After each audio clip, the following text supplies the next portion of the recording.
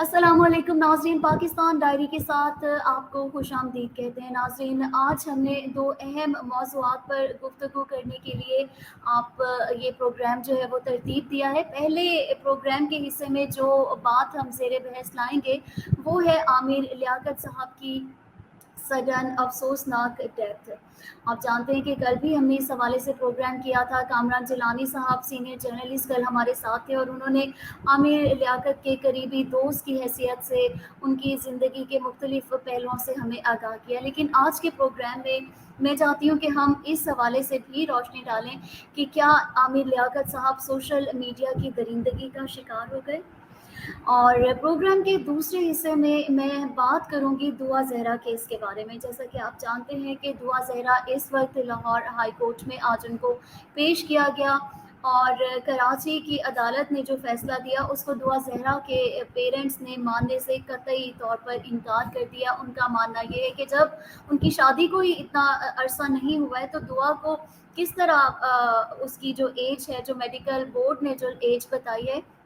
انہوں نے اس کو قطعی طور پر ماننے سے انکار کیا ہے۔ ساتھ ہی دعا کے جو فادر ہیں، دعا کا مقدمہ لڑتے ہوئے انہوں نے کل شام کو پریس کلب کے سامنے سول سوسائٹی کے ہمراہ بھی احتجاج اپنا ریکارڈ کروایا۔ ان دونوں باتوں کے اوپر، اہم ایشو کے اوپر، اہم موضوعات پر بات کرنے کے لیے میں نے دعوت دی ہے لندن میں مقیم سینئر صحافی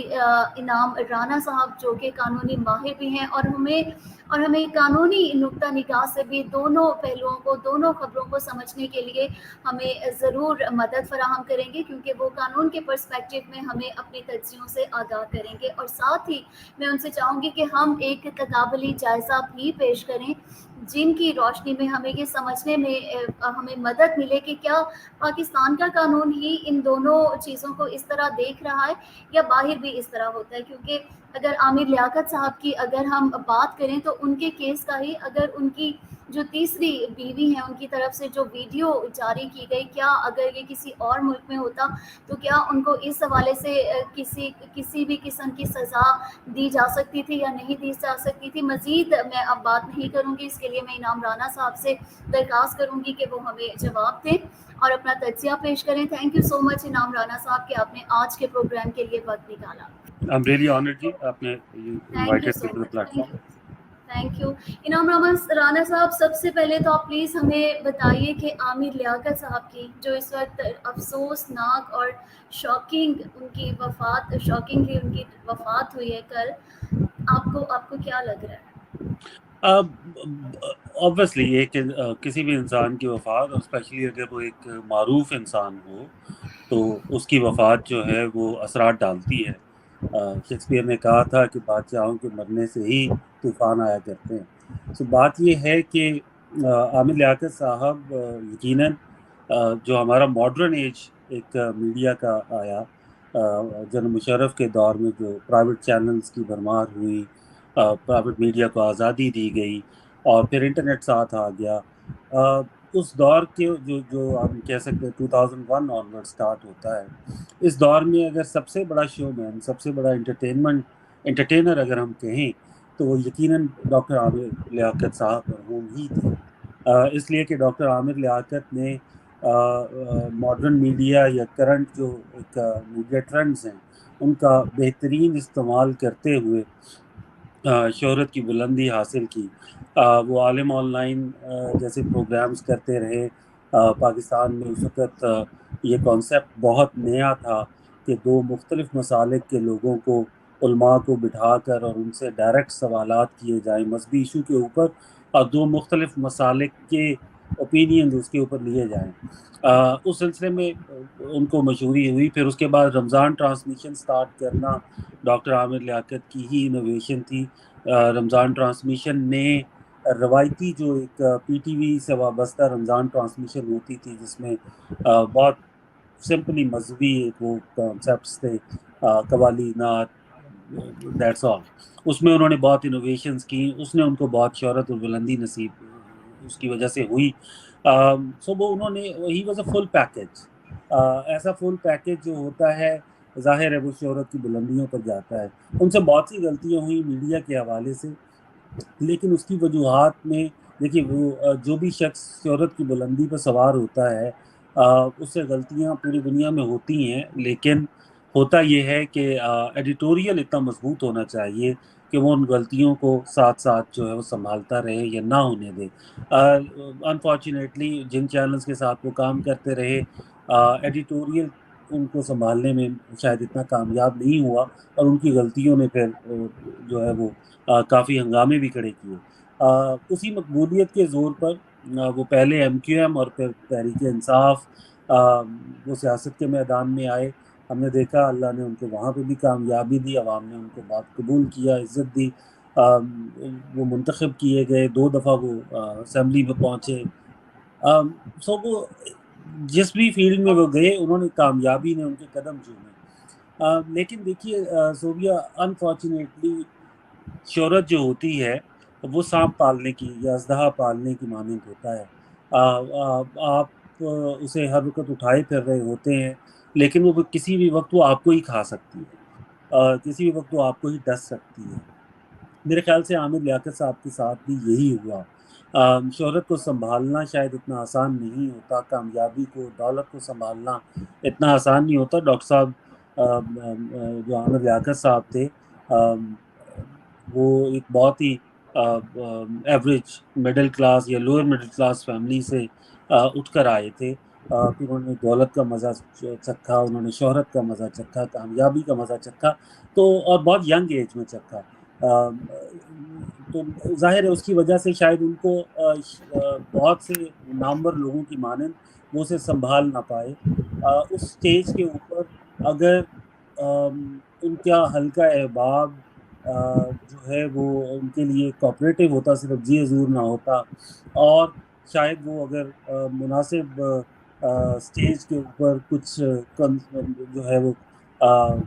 کسی سائیکیٹرسٹ یا کاؤنسلر کے پاس چلے جاتے، کچھ کاؤنسلنگ لے لیتے، تو شاید وہ بہت سی چیزوں سے بچ جاتے۔ انفارچونیٹلی اپنے دوسرے نمبر پہ وہ یہ بھی ایک بدقسمتی ہے ہمارے بالخصوص ہمارے برصغیر کے سماج کی، کہ جیسے ہی پیسہ یا شہرت نصیب ہوتی ہے ہم اپنی موجودہ زندگی سے نامطمئن ہو جاتے ہیں، اسپیشلی اپنی بیویوں سے، اور ہم جو ہے وہ نئی بیوی یا نئی تسخیر جو عورت کی ہے اس کی جانب ہمارا دل کرتا ہے۔ مجھے لگتا ہے کہ عامر لیاقت صاحب درو برگردن راوی ان کی بیگم جو تھی، پہلی بیگم، جن بھی وجوہات کی بنا پہ وہ ان کے ساتھ ان کی نہ نبھ سکی، شاید وہاں پر اگر وہ رک جاتے تو بہتر تھا، لیکن وہ خوب سے خوب تر کی تلاش میں بد سے بدتر کی شکار ہوتے گئے۔ میرے خیال سے ان کی شہرت کی اس بلندی پر جا کر اگر آپ یہ مقام دیکھیں کہ آپ کا نام جو ہے وہ ایک لطیفہ بن جائے، آپ ٹونٹس اور ملامت کی علامت بن جائیں، آپ شہرت کی بلندی سے زوال کی علامت بن جائیں، تو پھر ان کا ٹوٹنا جو تھا وہ سمجھ آتا ہے۔ اور اسی ٹوٹنے میں پھر ایک بات، شاید اگر ان کی کاؤنسلنگ ہوتی، شاید اگر وہ انہیں سنبھالنے کی کوشش کی جاتی تو وہ سنبھال لیے جاتے، لیکن میں یہی کہوں گا کہ شہرت کی وہ جو دیوی تھی اس کی قربان گاہ پہ بالآخر ان کو اپنی جان دینی پڑی۔ میں بالکل آپ نے جتنی بھی باتیں کی ہیں انعام رانا صاحب، میں آپ کی ہر بات سے متفق ہوں، لیکن کہیں نہ کہیں آپ نے دیکھا ہوگا کہ آخری دنوں میں جب وہ ویڈیو وائرل ہوئی تھی تو عامر لیاقت صاحب بار بار بہت افسوس کے ساتھ روئے بھی، انہوں نے کافی ریکویسٹ بھی تھی کہ کہاں ہیں حکومتی ادارے، کہاں ہیں وہ سب، اور اس کو روکا کیوں نہیں جا رہا، اور کس طرح وہ ویڈیو وائرل ہوئی، یوٹیوبرز نے ویوز کے لیے اور یہ سب چیزیں کی۔ کل بھی میں نے عامر لیاقت صاحب کے ساتھ ایک عامر لیاقت کے حوالے سے پروگرام کیا تھا، اور میں یہی بات کر رہی تھی کہ پرانے زمانے کے اندر، پرانے زمانے تو نہیں میں کہوں گی، پرائیویٹ چینلز بھی جب آئے تھے تو باقاعدہ ایک سینسرشپ کا ایک ڈپارٹمنٹ ہوتا تھا، باقاعدہ ایک ایک لفظ کے اوپر غور کیا جاتا تھا کہ یہ میڈیا پہ آنی ہے، اس کو کس طرح اپنے عوام الناس کو اپنے کس طرح دکھانا ہے، اس کو کس طرح پریزنٹ کرنا ہے، باقاعدہ صحافتی ضابطۂ اخلاق کو رکھ کے دکھایا جاتا تھا۔ لیکن اب سوشل میڈیا کے اوپر ہر بندے نے اپنا چینل کھول لیا ہے، اور سم ٹائم تو ہم دیکھیں تو مطلب ہم یوٹیوب کے اوپر جائیں تو وہ ایسی ایسی چیزیں لکھی ہوتی ہیں تھمب نیل کے نام کے اوپر کہ انسان سم ٹائم مجبور ہو جاتا ہے کہ وہ اس کو کھولے، دیکھے، اور اس کے اندر وہ چیز نہیں ہوتی جو صرف اور صرف آپ کی اٹینشن کو گریب کرنے کے لیے لکھا گیا ہوتا ہے کہ آئیں آپ اس کو. تو اب I am sorry for my words but اب ایسے لگتا ہے کہ اب ہر بندے نے, جیسے ہی سب کو پتہ چلا ہے کہ یہ پیسہ کمانے کا ذریعہ ہے, وے آف انکم ہے, تو ہر بندے نے, جس کو کچھ نہیں بھی پتا اس نے بھی, وہ بھی میڈیا کے اپنے آپ کو کچھ سمجھ کے اور جو سمجھ آتا ہے وہ پریزنٹ کر دیتا ہے. عامر لیاقت صاحب مجھے پرسنلی ایسے لگتا ہے, اور بہت سارے ایکٹرز بھی اس چیز کو کنڈیم کرتے ہوئے, بہت سارے لوگ سنجیدہ حلقوں کی طرف سے اس کو بار بار کل سے کنڈیم کیا جا رہا ہے, کہا جا رہا ہے کہ وہ سوشل میڈیا کی جو درندگی تھی اس کا شکار ہوئے. عامر لیاقت صاحب یقیناً سوشل میڈیا کی بے رحمی کا شکار ہوئے, لیکن ہمیں یہ نہیں بھولنا چاہیے کہ اس سے پہلے بہت سے لوگ مین اسٹریم میڈیا کی بے رحمی کا شکار بھی ہوتے تھے. عامر لیاقت صاحب کے ہاتھوں بھی ہوئے. میں قطعاً یہ نہیں کہوں گا کہ اس وقت جو ایک سوشل میڈیا اور یوٹیوب جس میں ہر بندے کا ایک چینل ہے اور اس پہ وہ جو چاہے کہہ سکتا ہے,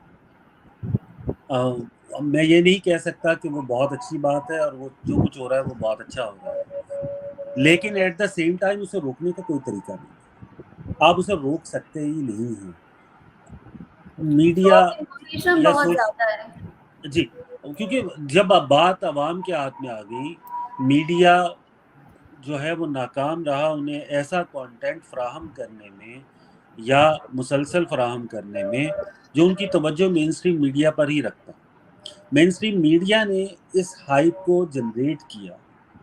مین اسٹریم میڈیا نے عوام کے اندر سینسیشنلزم کو جنم دیا, مین اسٹریم میڈیا نے کلک بیٹنگ کی عادت ڈالی. اس کے بعد اب وہی سب باتیں عوام کے ہاتھ خود اپنے ہاتھ میں اور وہ اس کا استعمال کر رہے ہیں. عامر لیاقت صاحب مرحوم کو اگر آپ دیکھیں تو وہ اپنے کچھ پروگرام میں, جنہیں میں کہہ رہا تھا کہ ان سے غلطیاں ہوئی, جنہیں ایڈیٹوریل کنٹرول کر سکتا تھا, انہوں نے بارہا شخصیات کو لے کے ایسی گفتگو کی جو پھر سوشل میڈیا پر ان کے اگینسٹ بھی ہوئی. یعنی شخصیت کو جب آپ متنازع بنا کے اس کے اوپر اٹیکس کریں. قانونی پہلو کی جو بات کی آپ نے, کیونکہ میں وکیل ہوں, لندن میں وکالت بھی کرتا ہوں, پاکستان میں بھی کرتا رہا, تو شاید میں اس حوالے سے آپ سے بھی عرض کروں کہ کسی بھی شخص کی پرسنل ویڈیو کو وائرل کرنا, یا جسے ہم انگریزی میں مغربی لاء کی ٹرم میں ریونج پورن کہتے ہیں, اسے جو ہے وہ منظر عام پر لانا ایک قانونی جرم تو ہے. اخلاقی اور مذہبی جرم کے علاوہ وہ قانونی جرم بھی ہے. لیکن ہمیں یہ دیکھنا ہے کہ عامر لیاقت صاحب خود کتنا اسے پرسو کر رہے تھے. عامر لیاقت صاحب تو بارہا یہ کہہ چکے کہ میں نے دانیہ کو معاف کر دیا, وہ معصوم تھی, وہ نادان تھی, بہک گئی, دس اینڈ دیٹ. وہ کبھی کسی سیاستدان پر الزام لگا رہے تھے, کبھی وہ کسی میڈیا ہاؤس پر الزام لگا رہے تھے. تو قانونی ہاں, لیکن میرے خیال سے ایسی قانون سازی کا ہونا ضروری ہے جو ایسی کسی بھی حالت میں جو ہے وہ رد کر سکے, جو اس طرح کے لوگوں کا رستہ روک سکے. یقیناً یہ جو ان کی تیسری بیگم ہے دانیہ, انہوں نے جو کیا وہ انتہائی غیر قانونی, غیر اخلاقی ہے, اور میرے خیال سے ان کو سزا ملنی چاہیے اس چیز کی. لیکن یہ بھی ایک فیکٹ ہے کہ اب سوشل میڈیا عوام کے ہاتھ میں ایک تماشے کی چیز ہے اور کچھ بھی نہیں ہے. بہت کم کنٹینٹ سوشل میڈیا پر ایسا ہے جس سے آپ سیکھتے ہیں, جیسے آپ یہ پروگرام کر رہی ہیں یا اور لوگ پروگرامز کرتے ہیں جس میں وہ ایشو بیس بات کریں گے. ورنہ تھم نے لگا کے سینسیشنل قسم کا ایسی گفتگو جس سے کلک بیٹنگ ہو, کیوں ہر کلک پیسے دے رہا ہے. مین اسٹریم میڈیا اپنے عروج کے دور میں اپنی ٹی آر پی ریٹنگز کو بڑھانے کے لیے جو حرکتیں کر رہا تھا, اب عام آدمی اپنے سوشل میڈیا چینلز کی ریٹنگ یا کلک بیٹنگ کو بڑھانے کے لیے وہی حرکتیں کر رہا ہے. سو مین اسٹریم میڈیا اور اس سے منسلک لوگ آج اپنا بویا ہوا ہی کاٹ رہے ہیں. ٹھیک ہے, بالکل ٹھیک ہے. میں یہاں سے, آپ وکیل ہیں تو آپ سے ایک قانونی نقطہ نگاہ سے میں آپ سے دو چیزیں پوچھوں گی عوام کی انفارمیشن کے لیے. عامر لیاقت صاحب کی ایک ٹویٹ سامنے آ رہی ہے, میں نے آج صبح بھی دیکھی, جس میں انہوں نے اپنے بچوں کو مخاطب کر کے کہا ہے, مجھے نہیں پتا کہ اس میں کتنی صداقت ہے کہ یہ ٹویٹ ان کے آفیشیلی, اور یہ کیونکہ بہت ساری چیزیں آپ کو پتہ ہے ایسے بھی چل رہی ہوتی ہیں, اس میں انہوں نے کہا ہے کہ میں نے آپ کی جو والدہ تھی ان کو میں نے ڈیورس نہیں دی تھی. دانیہ طوبہ سیکنڈ وائف ان کی طوبہ، جب طوبہ کی طرف سے خلا کا دعویٰ کیا گیا تھا تو تب بھی انہوں نے دانیہ کے ساتھ یہی کہا کہ میں نے تو دیا ہی نہیں، ابھی تک میں نے ڈیورس نہیں دی ہے۔ اور اب دانیہ جو ہے ان کی والدہ کل سے آ کے کہہ رہی ہیں کہ ہم تو میں کیا کہوں اس کے اوپر کہ ہم تو صلح کی طرف جانا چاہ رہے تھے، اتنی آپ نے ایک انسان کے ساتھ اتنی گری ہوئی اتنی اخلاق سے، میں کیا کہوں، الفاظ نہیں ہے میرے پاس۔ اور اب جب وہ آپ کی وجہ سے آپ کی بے رحمی کا شکار ہو کے جب آپ نے اتنی پرسنل چیزیں کسی کے آپ کر دیتے ہو تو، اور وہ بھی ایک ایسے انسان کی جو ہائی پروفائل ہے، ایک عام بندے کے ساتھ یہ ہو تو وہ تو ویسے ہو جائے گا ایک ہائی پروفائل بندے کے ساتھ۔ تو قانونی نقطہ نگاہ سے اگر فار ایگزامپل، کیونکہ بہت سارے لوگ اس وقت کہہ رہے ہیں کہ شاید یہ جائیداد کی وجہ سے دانیہ اور یہ سب لوگ، تو ان کی طرف سے تنسیخ نکاح کا کیا گیا تھا، تو کیا وہ کسی لحاظ سے مطلب کیا اسٹیٹس ہے اس وقت دانیہ کی؟ دیکھیے قانون کے حساب سے اگر ہم دیکھیں تو دانیہ جو ہے وہ عامر لیاقت صاحب کی بیوہ بنتی ہیں، قانونی طور پہ وہ ان کی بیوہ ہیں۔ کیوں؟ انہوں نے یقیناً تنسیخ نکاح کا یا خلا کا مقدمہ دائر کیا تھا، لیکن اس کے اوپر ابھی کیونکہ کوئی فیصلہ نہیں ہوا، اور نہ ہی عامر لیاقت صاحب نے تحریری طور پہ جو پاکستان میں مروجہ طریقہ ہے legal way of giving divorce, اس کے مطابق طلاق نہیں دی تھی۔ سو یقیناً دانیہ تو عامر لیاقت صاحب کی بیوہ ہیں، اور وہ بیوہ کے طور پہ حق مہر کی اگر وہ ابھی تک نہیں دیا گیا، جو وہ کلیم کرتی ہیں شاید کافی زیادہ بڑی رقم اور گھر اور پتہ نہیں کیا کیا، وہ ثابت کرنا ایک علیحدہ بات ہوگی، لیکن جو بھی ان کا حق مہر بنتا ہوگا وہ اس حق مہر اور جائیداد میں بیوہ کے لیے متعین حصے کی حقدار ہیں۔ ظاہر ہے باقی کی جائیداد جو ہے وہ بیٹے اور بیٹی کی تقسیم ان کے جو حصوں کے مطابق ہوگی۔ جہاں تک بات ہے ان کی سیکنڈ وائف کی، جو شاید طوبہ ان کا نام تھا، میرے علم میں نہیں ہے کہ اس کا سٹیٹس کیا ہے، لیکن اگر وہ سامنے آئیں اور دعویٰ کیا کہ ان کی ڈیورس نہیں ہوئی ہے، اور آپ نے فرمایا کہ عامر لیاقت نے یہ کہا تھا کہ ڈیورس نہیں ہوئی ہے، تو پھر وہ بھی تو پھر وہ بھی بیوہ کے حصے کے طور پہ اس میں شریک ہوں گی۔ جو ان کی پہلی بیگم ہیں وہ بارہا کہہ چکی ہیں کہ خلا ہو چکا ہے۔ عامر لیاقت صاحب نے اگر کہا تھا کہ نہیں ہوا ہے تو مجھے نہیں معلوم کہ ان کی بیگم سامنے آئیں گی اور ان کی بیگم کہیں گی یا نہیں کہیں گی، لیکن اگر وہ یہ دعویٰ کر دیں کہ ہمارا خلا نہیں ہوا ہے تو وہ بھی پارٹی تو بن سکتی ہیں۔ مطلب پہلی دو جو بیویاں ہیں جو بظاہر جن کے ساتھ خلا ہو چکا تھا، بظاہر وہ اگر دعویٰ کریں گی تو قانون جو ہے وہ اس کی انویسٹیگیشن کر سکتا ہے۔ جو تیسری بیوی ہے وہ یقیناً ابھی تک مستحکم ہے بطور بیوہ کے، اسے اس کی دیکھیں اس نے برائی کی، اس نے ان کے ساتھ ظلم کیا، اس نے ان کو بدنام کیا یا جو بھی حرکتیں کی وہ اس کی اپنی جگہ ہیں۔ انفارچونیٹلی کیونکہ خلا ہونے سے پہلے لیکن اگر ان باہر کی ہوتا، وفات، یہی کیس اگر باہر ہوتا تو وہاں پر اس کو کس طرح دیکھتے کہ آپ کی دیکھیے بیوی میں نے آپ کے ساتھ کیونکہ یہ سب کچھ کیا اور میں تو کیونکہ برٹش لا کا ہی ماہر ہوں، تو میں اگر برطانوی قانون کے مطابق عرض کروں تو تب بھی یہی ہوتا کہ اگر ان کو اس نے پنشمنٹ نہیں دی جاتی اس حوالے سے، نہیں جیسے آپ پنشمنٹ تو لازمی دی جاتی، پنشمنٹ لازمی دی جاتی، کرمنل کیس بھی بنتا، اور اگر جو ہے وہ ڈیمیجز کلیم کیے جاتے ڈاکٹر کسی بھی بندے کی طرف سے، یا شوہر یا بیوی کی طرف سے یا بوائے فرینڈ گرل فرینڈ کی طرف سے ایک دوسرے کے خلاف، تو وہ ڈیمیجز کے بھی اقدار ہو سکتے تھے۔ لیکن کیا as far as family law proceedings are concern, تو یہاں پہ تو آپ کو پتہ ہے کہ وہ فل جائیداد کی حقدار بن جاتی ہے، یا کم از کم 50% کی اگر بل میں جو ہے وہ نہ موجود ہے، تو وہ یہاں پر بھی یہ ہوتا ہے کہ فیملی پروسیڈنگز میں جو اس کا حصہ بنتا ہے وہ تو اسے ملتا ہی ملتا ہے۔ اور کیا عامر لیاقت صاحب کے جو بیٹا اور بیٹی ہیں وہ اس حوالے سے عدالت میں کوئی دے سکتے ہیں کہ ہمارے فادر کو مینٹلی ٹارچر کیا تھا انہوں نے، اور اس حوالے سے نہیں کیس وہ پوائنٹ کر کے عدالت، مطلب اگر آپ کا سوال یہ ہے کہ کیا وہ دانیہ کو اس کے بطور بیوہ اس کی انٹائٹلمنٹ سے محروم کر سکتے ہیں، تو وہ نہیں کر سکتے نہیں کر کیونکہ سکتے، قانوناً وہ ان کی بیوہ ہیں۔ ٹھیک ہے، لیکن وہ صرف اور صرف اس حوالے سے ان کے اگینسٹ کمپلین تو دائر کر سکتے ہیں وہ نا یس کہ انہوں یس نے یس کیونکہ وہ ان کے وارث ہیں، اور اگر وہ یہ اسٹیبلش کرتے ہیں کہ اس خاتون نے ان کے والد کو ذہنی اذیت دی، ان کی بدنامی کی، اور یہ ڈیمیجز کلیم، اور جس کی وجہ سے بطور اولاد جو ہیں ان کی بھی شہرت کو نقصان پہنچا، تو وہ اس کیپیسٹی میں دانیہ کے اگینسٹ ایک اچھا بڑا کلیم کر سکتے ہیں۔ گین کر سکتے ہیں۔ تھینک یو سو مچ انعام رانا صاحب کہ آپ نے بڑی ڈیٹیل میں یہ سوالات فیس بک کے اوپر بڑے گردش کر رہے تھے اور ان کا ہمیں بڑی دلائل کے ساتھ آپ نے جواب دیا۔